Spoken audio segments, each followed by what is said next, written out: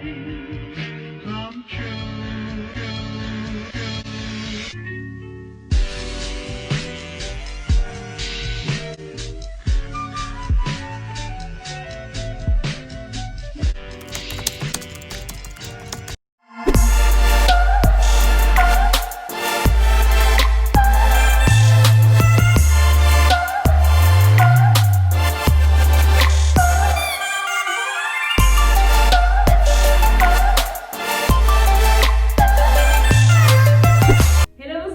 Welcome back to my channel. If it's your first time joining, I do hope you stay, you subscribe, and you become a part of the Life with Munch. If you're returning, thank you so much for your dedication, time, and your effort.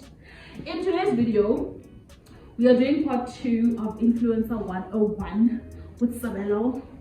Yes, I just like how YouTubers introduce themselves. Hey guys, welcome to my YouTube channel. Start a pack, ring lights. Hi guys, thank you for inviting me.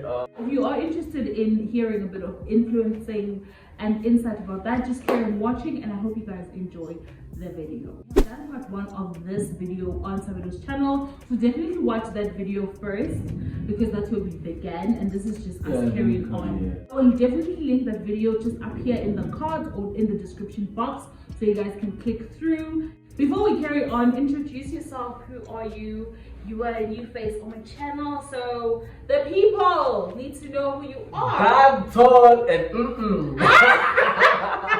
Hey guys, I never want to say that because people will drag me. No. So tall, dark, and handsome. Yeah. Hi guys. No, better you need to rate yourself as a person.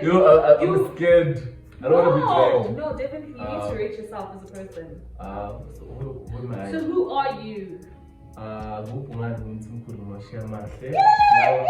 we're born in but anywho, yeah, I'm a social media influencer. I do this part-time and I just work with brands to create content. Okay. And I've only started last year. Yeah. But, yeah. Formally last year. Yeah, formally last year. To get the money, the ching. What are the minimum social media requirements in terms of followers on Instagram, Twitter, and Facebook, if applicable, for you to be able to get a gig? On my side, it just depends on the brief. If the brief says they want 10k followers, that's what they want. But there's really no like number that's there's no number. Yeah, that's why sometimes you see campaigns where there's influencers with 2.5, 5,000, 10k, 100k in a campaign. They want different things, so you really can't pinpoint and say that you need 10,000 to get gigs. There are people who are coining it who have less than 5k, and there are people who have over 20k and but they're not getting gigs. I just sometimes it really depends on your content. If your content is original and you can stand up for it, you can get more gigs than the person who has 10k followers. Yeah, definitely. You really need to remain authentic, relatable, and just true to yourself, true to your brand. And if you feel like something it doesn't feel right, you definitely need to turn it down. Before we get into the rest of the question, I want to ask you, have you ever turned down a campaign? I have. Was it paying? Yeah, it was paying. Yeah, and why did you turn it down? I just feel like I wasn't relating to the brand, so I was like, I'm gonna have to let this go. As much as the man was good, but I was just like, when I post something, it represents me. It represents you. So there's certain brands that I wouldn't work with. Have you? I actually have a couple. So, I'm actually shocked because No, I'm shocked because it happened so early in my influencer career. Like I thought it was always gonna be a matter of I will reject things like what. Yeah, when you like okay now. Like a couple, the first one I rejected, it was because it was a trade exchange and I did not feel like the trade exchange was worth my time. There's a brand I'm actually currently working with that is a trade exchange, but I'm doing it because the trade exchange is worth it. And then there was one that was paid for. I was like, why? It was just a lot of. It was fishy. I remember, Mom. You remember that phone call? I remember I called my mom and I told her, I was like, baby girl, they see. I was like, I need to spill some some tea. Nah. And I was like, there's no way I'm involving my brand in this. I'm not dragging my name through this man. Can I mention someone's name here? No. Okay, cool. Okay, You know yourself. You said you give me Twitter promos. You know yourself. And I really like you. You're a really nice person. Like, I really like you. But I'm still waiting.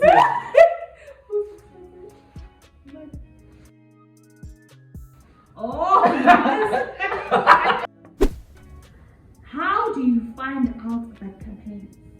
Sweetie, you hire a private investigator to go look out for you. No, okay, there are different apps that you use. You know what, as much as these apps are very saturated right now, but don't give up. There's Humans, there is IndaHash, there is BYC. Brands won't necessarily come out and say that we are doing a campaign, we want influencers all the time. Sometimes on Twitter, people do that and say, I'm looking for influencers. Yeah. But the only way you'll really find out about a campaign is when the campaign is actually like taking place. So the best advice I'll give you is just to approach brands. Don't necessarily wait for a brand to run a campaign. And just like build a relationship with marketing people and PR, because they definitely have more connections to say if there's a campaign coming, yeah. And I think the one thing people are scared of is that they see a brand and they think because this brand has never worked with influencers, they conclude to the fact that they will never work with influencers. Yeah. There are influencers like, I don't want to say her name because I don't know if she wants to be mentioned. Yeah. But there's a girl who I know, she works with brands that nobody has worked with.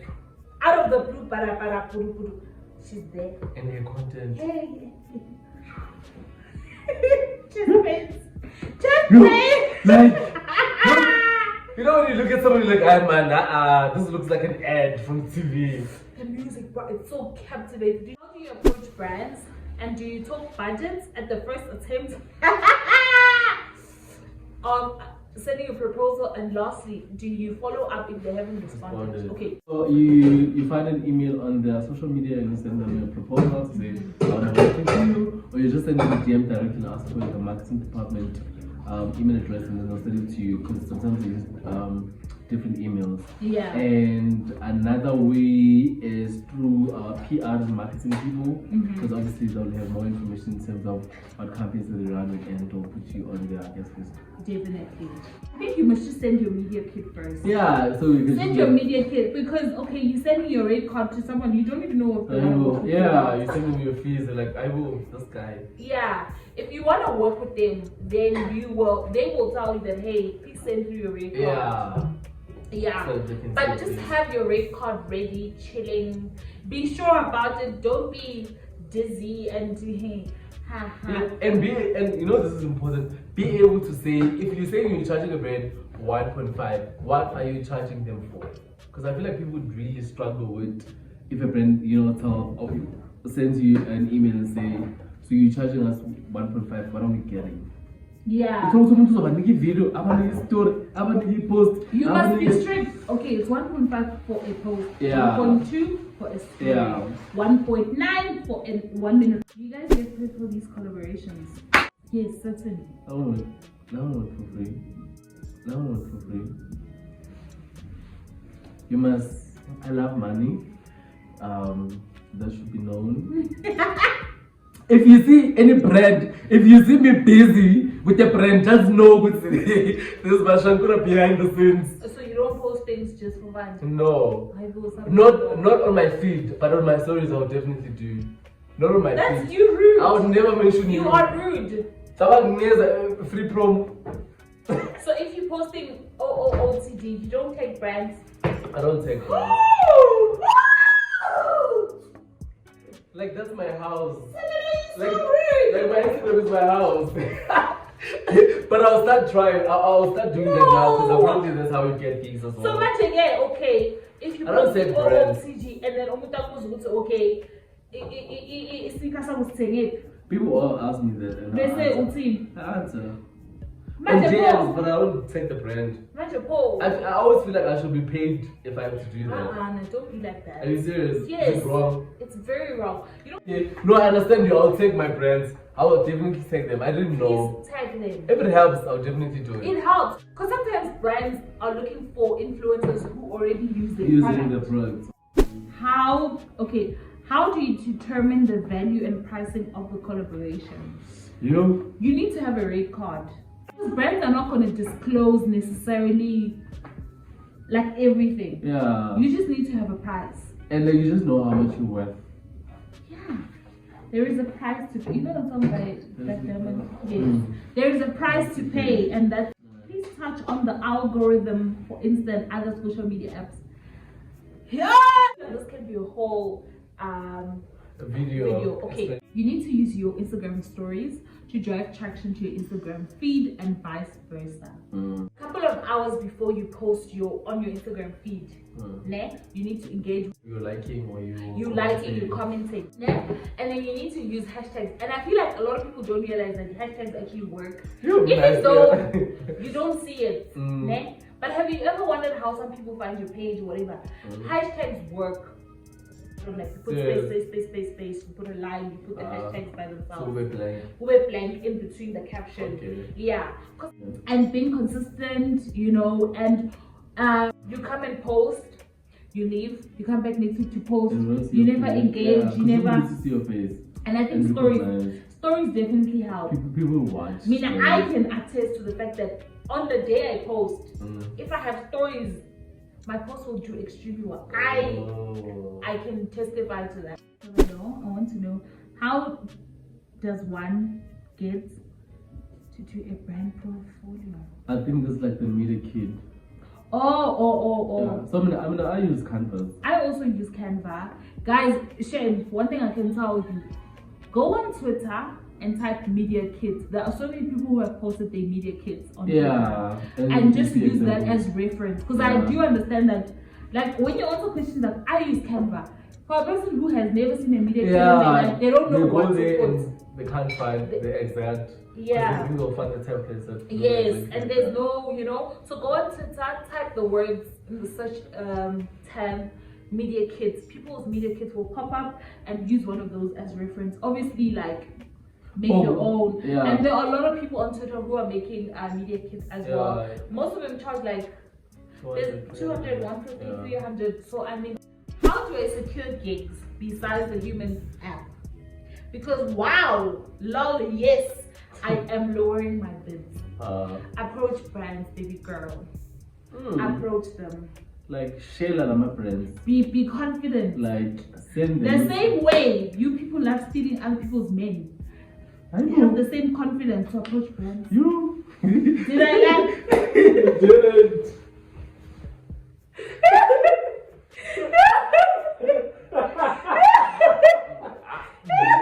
I didn't say anything. I'm not part of this. I get they come to us women to men. They come to us women to women in the DMs. So I'm coming. It's the same process. They say I'm coming to you woman to woman. Say your man is talking to me. The same liver you have. You must have. How do you gradually grow your following, which will increase your engagement?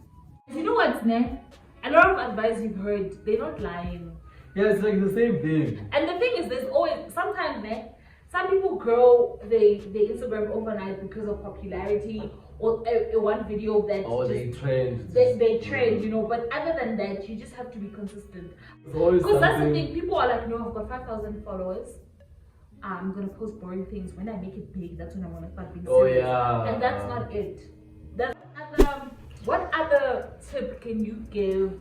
Just like, don't do influence marketing for money, because the money will come. The money will come. Maybe it won't come, baby girl. And don't compare yourself. You will die of stress. You learn a lot from other influencers as well. So I have like a influencer networking where you talk to people, like, what are you currently doing? How are you editing your videos? I always have those conversations. Literally so much to learn. What I'll do, I'll put up a couple of Instagram pages of influencers who help give insights.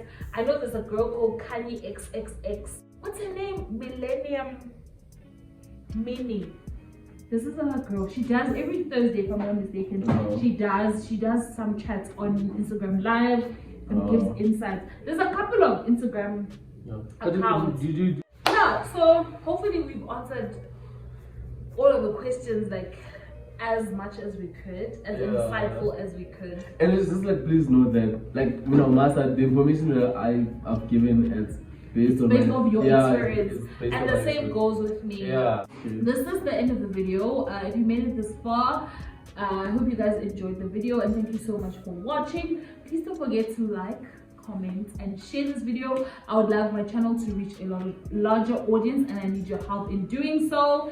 Please subscribe to Sabelo's very dead YouTube channel. It's very dead. Very dead, very but now it's gonna come. But we are bringing it back to life. And watch part 1 on his channel. Follow him on his social media, on his Instagram and his Twitter.